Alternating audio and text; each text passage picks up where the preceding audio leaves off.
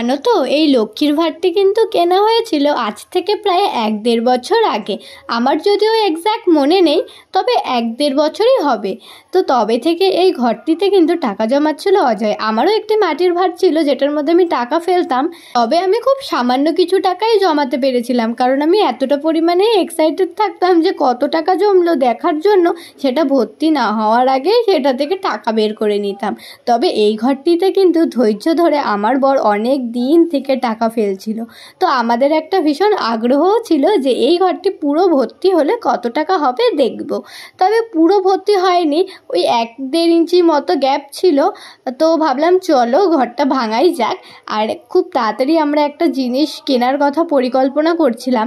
কি বলতো, আমাদের মধ্যবিত্ত ফ্যামিলিতে না কিছু কেনার সময় অনেক কিছু ভাবনা চিন্তা করে অনেক সেভিংস এক জায়গায় করে কিন্তু আমাদের তবেই সেটা কিনতে হয়।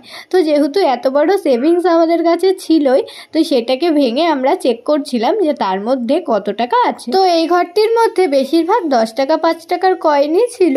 তো এটা প্রায় ভর্তি হওয়াতে এটার ওজন এতটা পরিমাণ হয়ে গেছিলো যে আমি ওটাকে তুলে আনতে অবধি পারছিলাম না।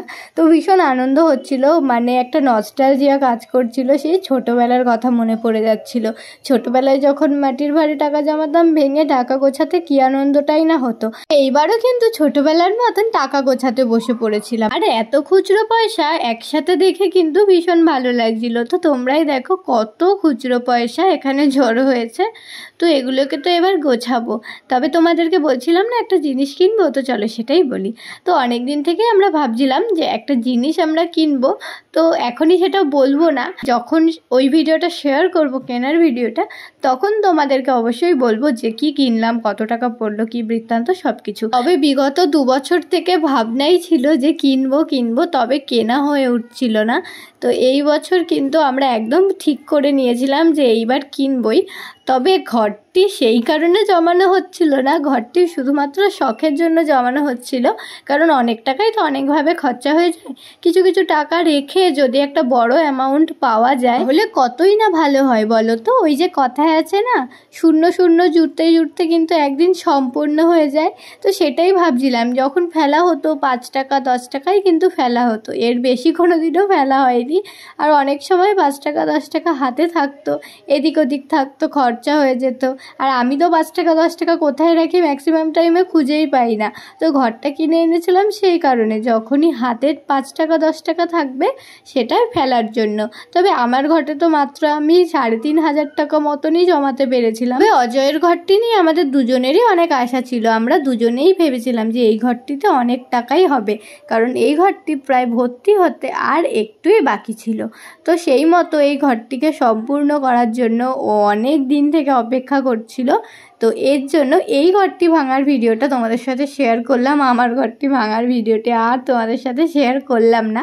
তো দেখো তোমরা, এই ঘরটিতে কিন্তু অনেক টাকা হয়েছিল আর আমাদের গোছাতে প্রায় 2-2.5 ঘন্টা টাইম লেগে গেছে। তবে এই ঘরটি যখন কিনে আনা হয়েছিল আমাদের দুজনের মধ্যে কেউই আমরা জানতাম না এই ঘরটি পূরণ করার মোটিভ আমাদের কি।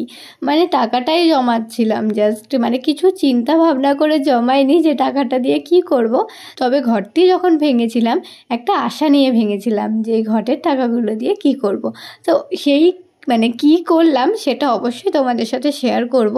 আর এই দেখো এখানে মাম্মামও কিন্তু বসে পড়েছে টাকা গোছাতে, আর ও কিন্তু এত খুচরো পয়সা দিকে ওই দিকেই তাকিয়ে আছে। এই ভিডিওটি দেখতে দেখতে হয়তো তোমাদের মধ্যে অনেকেরই নিজেদের টাকা জমানোর স্মৃতিগুলো মনে পড়ে যাচ্ছে।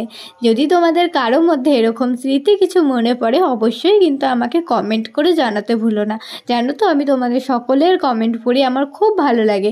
আর তোমরা অনেকে আমাকে অনেক ভালোবাসা দাও, ভালো ভালো কমেন্ট করো, থ্যাংক ইউ সো মাচ তার জন্য। তবে আমি এখন মামামকে নিয়ে এতটা পরিমাণে ব্যস্ত থাকি যে ভিডিও আমি ঠিকঠাক মতো দিতে পারি না। তবে আমি অবশ্যই চেষ্টা করি তোমাদের সঙ্গে আমাদের ভালো মুহূর্তগুলো শেয়ার করে নেওয়ার। বলে না খুশি যদি শেয়ার করা যায় সেটা আরও অনেক বেড়ে যায়। তো সেজন্যই আমাদের ছোট ছোট খুশির মুহূর্তগুলো কিন্তু আমি তোমাদের সাথে শেয়ার করে নিই, এতে করে আমাদের খুশিগুলো আরও অনেক বেড়ে যায়। তোমাদের মধ্যে এমন অনেকেও আছো যারা আমার ভিডিওর জন্য অপেক্ষা করে, এমনকি আমাকে কমেন্ট করেও জানায় যে দিদি তুমি রেগুলার ভিডিও কেন দাও না, তোমার ভিডিওর জন্য ওয়েট করে থাকি। মানে এতটা পরিমাণ ভালোবাসা তোমাদের থেকে পাবো কখনোই আশা করিনি। তবে যতটা পরিমাণ তোমাদের থেকে ভালোবাসা পেয়েছি এই ভালোবাসাটা আমি বজায় রাখার চেষ্টা করব। তো আমি খুব তাড়াতাড়ি চেষ্টা করছি যে রেগুলার ভিডিও দেওয়ার, আরও অনেক ভিডিও আসবে। ওই অনেক নিমন্ত্রণ ছিল যেগুলো সেরে উঠতে মানে ভিডিও দিতে পারিনি, ভীষণ ব্যস্ত ছিলাম। তো সেই ভিডিওগুলো পরপর আসবে। তো সেই ভিডিওগুলো দেখার জন্য তোমাদেরকে অবশ্যই আমার চ্যানেলটিকে সাবস্ক্রাইব করে দিতে হবে। তোমাদের মধ্যে অনেকে আছো আমার ভিডিও দেখো, কমেন্ট করো, কিন্তু তোমরা চ্যানেলটা সাবস্ক্রাইব করোনি। তো প্লিজ তারা চ্যানেলটা সাবস্ক্রাইব করে দাও যাতে আমার দেওয়া ভিডিওগুলো তোমরা সবার আগে দেখতে পাও। তো দেখো তোমাদের সাথে গল্প করতে করতে কিন্তু আমার টাকা গোছানো প্রায় শেষের দিকে।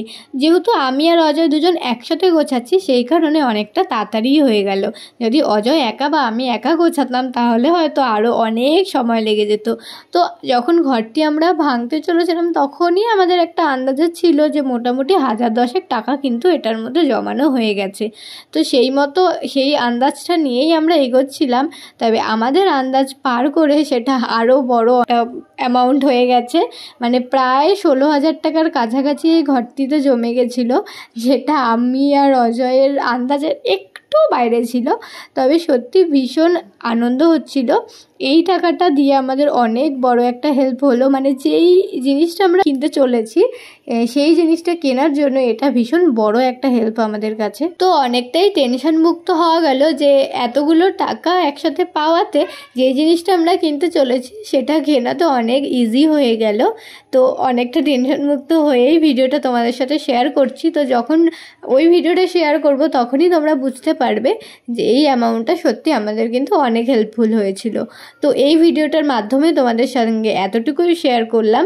তো তোমরা আমাদের মতো কারা কারা এরকম টাকা জমাও অবশ্যই কমেন্ট করতে ভুলো না। তো দেখা হবে নেক্সট ভিডিওতে। ততক্ষণের জন্য তোমরা সকলে সুস্থ থেকো, ভালো থেকো আর আমার ভিডিওগুলো দেখতে থেকো। তো এখনকার মতো টাটা।